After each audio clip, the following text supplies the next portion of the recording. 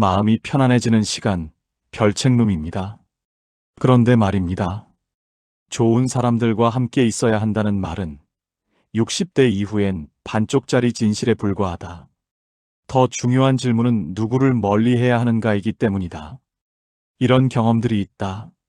만나고 나면 왠지 기운이 쭉 빠지는 관계가 있고, 가기 전부터 마음이 무거워지는 약속이 있으며, 이 나이에 그러면 안 되지 하며 스스로를 가두는 생각이 있다. 이것은 예민함이 아니다. 마음이 보내는 정확한 신호다. 60대 이후의 삶은 더 이상 채워가는 시간이 아니다.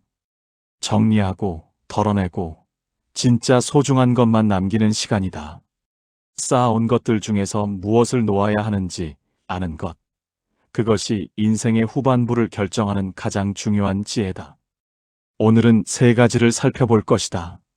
평화를 위해 이제는 멀리해야 할 것들을. 이것은 사람을 미워하거나 관계를 끊으라는 이야기가 아니다. 자신을 지키고 남은 시간을 온전히 자기 것으로 만들기 위한 이야기다. 타인을 판단하는 것이 아니라 자신의 경계를 세우는 법에 대한 이야기다. 이 세 가지를 끝까지 듣는다면 왜 그 관계에서 늘 소모되었는지가 딱 한 문장으로 정리될 것이다. 그리고 내일부터는 상처 없이 거리를 두는 방법을 갖게 될 것이다. 이 영상이 도움이 되신다면 구독과 좋아요는 큰 힘이 됩니다. 60대 이후의 인생은 설명하는 삶이 아니라 편안한 삶이어야 한다. 첫 번째, 소모시키는 관계. 함께 있으면 웃음보다 피로가 먼저 오는 사람. 이제는 멀리할 때다. 물론 모든 경우가 그렇다는 것은 아니다. 누구나 힘든 시기가 있고 개인적 상황은 다 다르기 때문이다. 하지만 이런 관계들이 분명히 존재한다.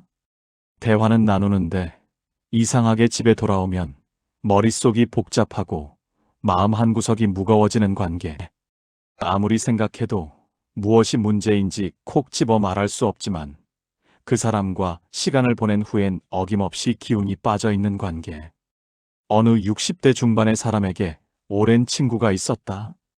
한 달에 한 번씩 만나서 차를 마시곤 했다.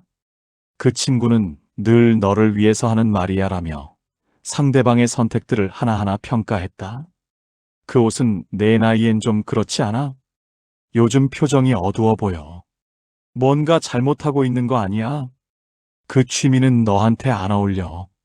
조언처럼 들렸다. 하지만 들을 때마다 그 사람은 뭔가 부족한 사람이 된 기분이었다. 만남이 끝나고 집으로 돌아오는 길, 발걸음이 무거웠고 마음속에는 설명할 수 없는 무게가 남아 있었다. 그 친구는 나쁜 사람이 아니었다. 오히려 걱정하는 마음에서 그런 말들을 했을 것이다. 하지만 그 선의와 상관없이 그 관계는 에너지를 소진시키고 있었다. 심리학자 수잔 실크는 이를 에너지 흡혈 관계라고 설명한다. 상대방이 나쁜 의도가 없어도 그 사람과의 관계가 일방적으로 에너지를 소진시킨다면 그것은 건강한 관계가 아니라는 것이다. 관계는 서로를 충전시켜야 하는데 한쪽만 계속 방전된다면 그것은 이미 균형을 잃은 것이다. 여기서 중요한 점이 있다. 이것은 그 친구를 나쁘다고 판단하는 게 아니라는 것이다. 다만 그 관계가 지금 이 시점에서 이 사람에게는 맞지 않는다는 뜻이다. 같은 사람이라도 누군가에게는 편안한 친구가 될 수 있고 누군가에게는 에너지를 빼앗는 관계가 될 수 있다. 그리고 생각해 볼 점이 또 있다. 혹시 자신도 누군가에게 이런 사람이었을 가능성 말이다. 좋은 의도로 했던 조언이 상대방에겐 부담이었을 수 있다. 배려라고 생각했던 것이 상대방에겐 간섭이었을 수 있다. 이렇게만 확인해 보면 된다. 그 사람과 만나고 나면 기운이 생기는가, 빠지는가? 3번 연속 후자라면 그 관계는 재검토가 필요한 신호다. 오래 알았다는 이유만으로 관계를 유지할 필요는 없다. 시간이 길다는 것이 관계의 질을 보증하지는 않기 때문이다. 거리를 둘 때는 이렇게 할 수 있다. 요즘 좀 쉬고 싶어서 한동안 조용히 지낼 것 같아. 개인적으로 정리할 게 있어서 연락이 뜸할 수 있어. 설명하지 않고 만남 횟수를 자연스럽게 줄이기. 상대를 바꾸려 하지 않는다. 설득하려 하지도 않는다. 그냥 조용히 에너지가 새는 틈을 막는 것이다. 상대방에게는 그 사람만의 이유와 상황이 있고 그것을 존중한다. 다만 그 상황에 자신까지 끌려 들어갈 필요는 없다. 이 신호를 계속 무시한다면 관계 때문에 정작 자기 자신을 잃어버리게 된다. 남을 배려하느라 정작 자신은 돌보지 못하는 아이러니가 발생한다. 60대 이후의 시간은 그렇게 무한하지 않다. 불편함을 참아온 관계는 반드시 그 사람을 먼저 무너뜨린다. 두 번째, 무거운 약속. 가기 전부터 마음이 무거워지는 약속. 이제는 정리할 때다. 물론 모든 약속이 즐거울 순 없다. 사회생활에는 의무도 있고 예의도 지켜야 한다. 하지만 이런 약속들이 있다. 형식적인 모임, 옛 정 때문에 나가는 자리, 안 가면 섭섭해할까봐 억지로 참석하는 시간들. 이런 약속들은 달력에 표시되는 순간부터 마음을 무겁게 만든다. 그날이 다가올수록 어떻게 피할 수 있을까 하는 생각이 먼저 든다. 어떤 사람에게 매달 첫째 주 일요일마다 있는 동창 모임이 있었다. 가면 반가운 얼굴도 있고 웃고 떠들기도 했다. 하지만 이상하게 돌아오는 길엔 늘 허탈했다. 어느 날 그 사람은 깨달았다. 그 자리에서 하고 싶은 말은 거의 하지 못했다는 것을. 늘 다른 사람들 이야기를 듣고 맞장구 치고 자신의 이야기를 하려다가도 나이 들어서 그런 거 하면 안 되지. 같은 말에 그냥 입을 다물곤 했다는 것을. 그날부터 그 모임엔 나가지 않기로 했다. 처음엔 죄책감이 있었다. 내가 너무 이기적인 건 아닐까 하는 생각도 들었다. 하지만 시간이 지나면서 깨달았다. 그 시간에 정말 하고 싶었던 것들을 할 수 있게 되었다는 것을. 심리학자 브레네 브라운은 의무감으로 하는 모든 행동은 결국 진정성을 갉아먹는다고 말한다. 의무감으로 웃고, 의무감으로 대화하고, 의무감으로 관계를 유지하다 보면 진짜 자신의 모습은 점점 사라진다. 그리고 어느 순간 자기가 누구인지조차 모르게 된다. 60대 이후엔 시간이 귀한 게 아니라 기운이 귀하다. 하루를 보내는데 드는 에너지의 양이 예전과 다르다. 그 에너지를 의무적인 약속에 모두 쓰고 나면 정작 자신을 위한 시간엔 아무것도 남지 않는다. 그리고 이것도 생각해 볼 점이다. 혹시 자신이 누군가를 불편하게 만드는 모임을 주최하고 있지는 않은지, 누군가에게 의무감으로 참석하게 만드는 자리를 만들고 있지는 않은지. 체크포인트는 간단하다. 그 약속을 잡을 때 마음이 가벼운가, 무거운가? 가고 나서 기운이 충전되는가, 방전되는가? 3번 연속 후자라면 그 약속은 이미 삶에서 역할을 다한 것이다. 약속의 가치는 그 자리에 누가 있는지가 아니라 그 자리에서 자신이 어떤 기분인지로 판단해야 한다. 아무리 좋은 사람들이 모인 자리라도 그 자리에서 자신이 진실하지 못하다면 그것은 좋은 약속이 아니다. 정리할 때는 이렇게 말할 수 있다. 몸이 예전 같지 않아서 당분간은 쉬려고 해. 요즘 개인적으로 정리할 게 있어. 다음에 기회 되면 꼭 연락할게. 죄책감 가질 필요 없다. 누구에게도 계속 나타날 의무는 없다. 관계는 의무가 아니라 선택이어야 하고 약속은 부담이 아니라 기쁨이어야 한다. 그것이 건강한 관계의 기본 전제다. 의무감으로 만나는 시간이 쌓이면 정작 원하는 시간은 사라진다. 달력은 채워지는데 마음은 점점 비어간다. 그리고 어느 날 뒤돌아보면 자신을 위해 쓴 시간이 하나도 없다는 걸 깨닫게 된다. 사람을 쉬게 하지 못하는 약속은 이미 그 사람의 삶에서 의미를 잃은 것이다. 여기까지 들으면서 이런 생각을 했을 수도 있다. 아, 그 사람이 그랬지. 그 모임이 그랬어. 누군가를 떠올렸을 수도 있다. 하지만 이 이야기의 진짜 의미는 남을 판단하는 게 아니다. 이것은 자기 자신을 지키는 이야기다. 시간, 에너지, 마음의 평화를 소중히 여기는 법에 대한 이야기다. 관계를 정리하는 것이 냉정함이 아니라 자신에 대한 가장 따뜻한 배려라는 것을 이해하는 이야기다. 그리고 가끔은 자기 자신도 돌아보게 된다. 혹시 다른 누군가에게 에너지를 빼앗는 사람은 아니었는지, 누군가를 의무감으로 불러내지는 않았는지, 배려라고 생각했던 것이 상대방에겐 부담은 아니었는지, 괜찮다. 완벽한 사람은 없다. 서로의 모습을 이해하고 건강한 거리를 찾아가는 것. 그것이 성숙한 관계다. 가까이 있다고 해서 좋은 관계가 아니고, 멀리 있다고 해서 나쁜 관계가 아니다. 각자에게 맞는 거리가 있고, 그 거리를 찾는 것이 지혜다. 관계는 마음으로 버티는 게 아니라 기준으로 정리하는 것이다. 이제 마지막 세 번째를 살펴볼 차례다. 이것은 가장 조용하지만 가장 깊이 사람을 잠식하는 것이다. 보이지 않는 감옥처럼 스스로를 가두게 만드는 것이다. 세 번째, 시선이라는 감옥. 남의 시선에 맞춰 사는 습관. 이제는 내려놓을 때다. 물론 사회적 관계에서 어느 정도의 배려는 필요하다. 혼자 사는 것이 아니기 때문이다. 하지만 이런 말들이 있다. 이 나이에 그러면 안 되지. 사람들이 뭐라 할까? 나이값 좀 하지. 이 말들은 언제나 사람을 가두는 말이었다. 보이지 않는 울타리를 만들고 그 안에서만 움직이게 만드는 말이었다. 그리고 가장 무서운 것은 이 말들이 타인이 아닌 자기 자신의 입에서 나온다는 점이다. 60대 초반에 어떤 사람이 그림을 배우고 싶었다. 평생 해보고 싶었던 것이었다. 하지만 주변의 시선이 느껴졌다. 그 나이에 무슨 그림이야 하는 눈빛들.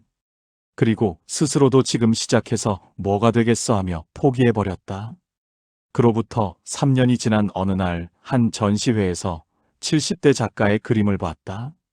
그 작가는 65세에 붓을 처음 잡았다고 했다. 그것도 큰 병을 앓고 난 후에. 그 순간 깨달았다.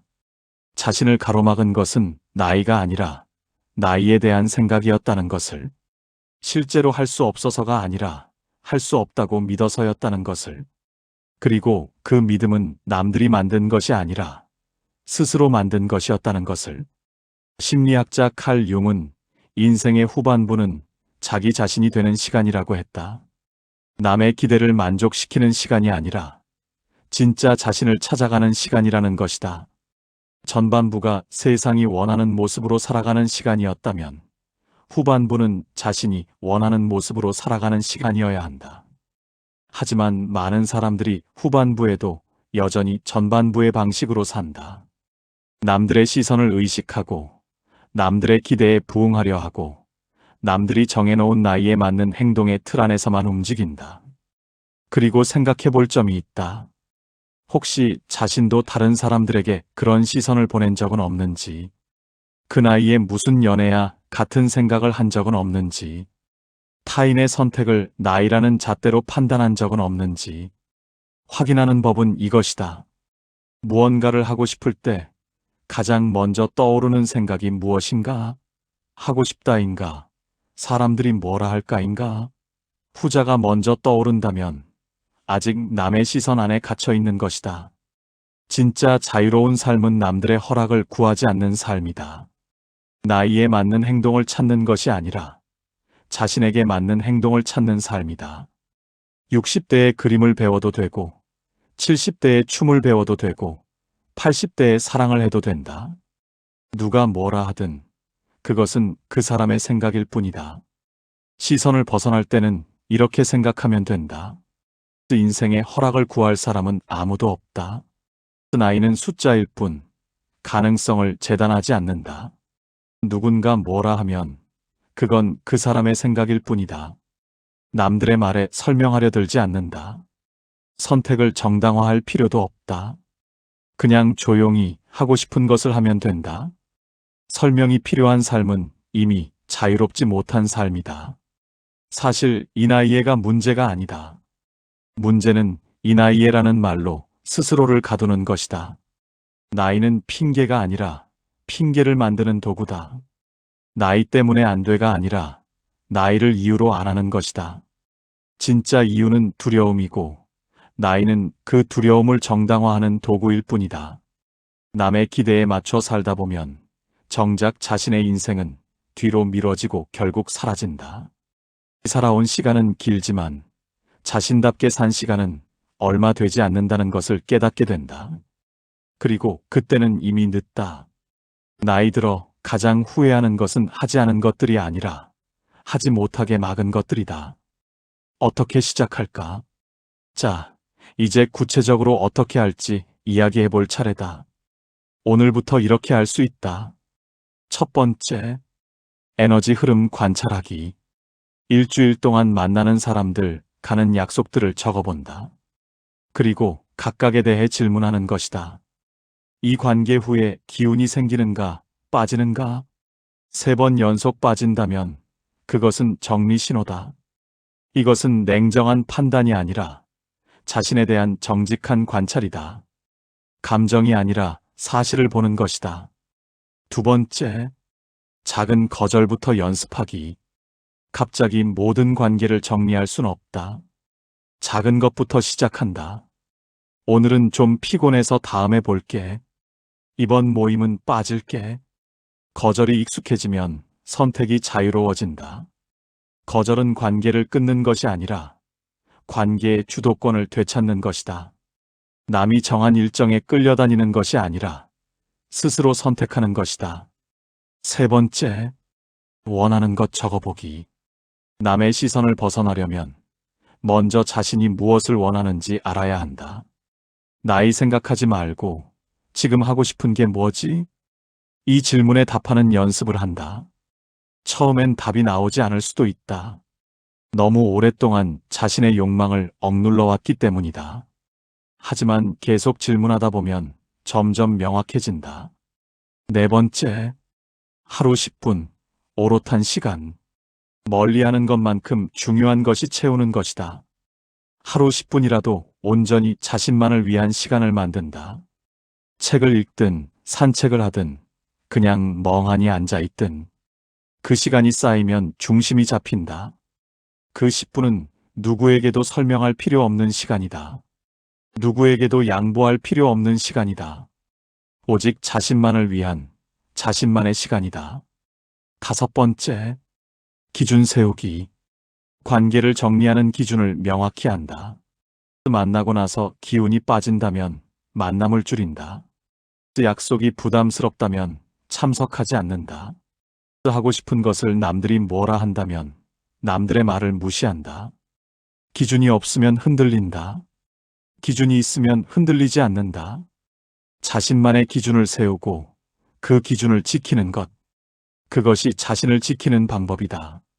이 변화를 계속 미룬다면 어느 날 돌아봤을 때 자신의 삶이 아닌 남의 기대 속에서 살아온 시간만 남게 된다. 후회는 하지 않은 것보다 하고 싶었는데 못한 것에서 더 크게 온다. 시간은 누구에게나 줄 만큼 흔하지 않다. 혹시 지금 이런 생각이 드는가? 내가 너무 이기적인 건 아닐까? 나도 누군가에게 이런 사람인가 싶어 마음이 무겁다. 괜찮다. 이렇게 돌아보고 있다는 것 자체가 따뜻한 마음을 보여주는 것이다. 진짜 문제가 있는 사람은 이런 고민 자체를 하지 않는다. 자신을 돌아보는 것 자체가 이미 성숙의 증거다. 작가 파커 파머는 이렇게 말했다. 자기 자신을 돌보는 것은 이기심이 아니라 타인을 진정으로 사랑할 수 있는 유일한 방법이다. 맞다. 지쳐 있으면 누구도 제대로 사랑할 수 없다. 무너져 있으면 누구에게도 좋은 사람이 될 수 없다. 자신을 돌보지 않는 배려는 오래가지 못한다. 결국 관계도 무너지고 자신도 무너진다. 그러니 먼저 자신을 지킨다. 평화를 먼저 챙긴다. 그것이 이기적인 것이 아니라 진짜 관계를 지키는 방법이다. 건강한 자신만이 건강한 관계를 만들 수 있다. 지친 자신으로는 아무것도 할 수 없다. 그리고 기억해야 한다.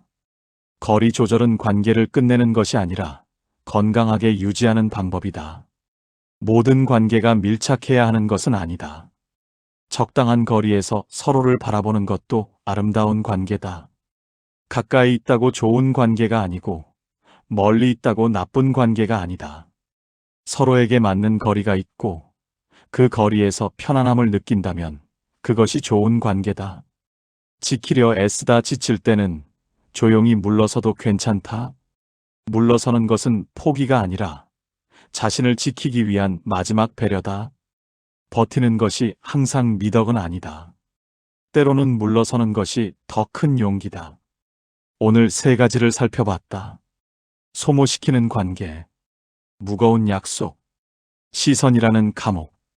이 이야기는 누군가를 미워하라는 것이 아니었다.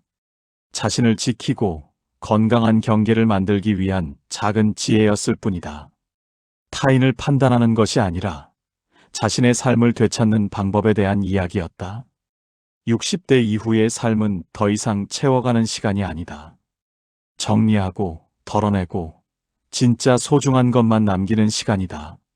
쌓아온 것들 중에서 무엇을 버릴지 아는 것, 그것이 진짜 지혜다. 좋은 인생은 더 많은 사람을 만나는 것이 아니라 편안한 사람과 함께하는 것이다. 더 많은 약속을 잡는 것이 아니라 원하는 시간을 갖는 것이다. 더 많은 인정을 받는 것이 아니라 자기 자신을 인정하는 것이다. 남은 시간을 어떻게 쓸 것인가는 선택이다. 남들의 기대에 맞춰 살 것인가, 자신답게 살 것인가, 의무감으로 채울 것인가, 진심으로 채울 것인가. 나이 들수록 배워야 할 예의는 단 하나다. 자기 자신에게 무례하지 않는 것, 타인에게 상처 주지 않는 것도 중요하지만 자신에게 상처 주지 않는 것은 더 중요하다. 남을 배려하느라 자신을 소홀히 하는 것, 그것이 가장 큰 무례다. 60대 이후의 삶은 설명하는 삶이 아니라 편안한 삶이어야 한다. 누군가에게 이해받기 위해 애쓰는 삶이 아니라 자신이 자신을 이해하는 삶이어야 한다. 당신은 요즘 어떤 관계에서 가장 자주 지치는가? 댓글로 한 단어만 남겨주세요. 가족, 친구, 이웃 모임. 구독과 좋아요는 더 좋은 이야기를 전하는 힘이 됩니다. 다음 영상에서 또 만나요. 별책룸이었습니다.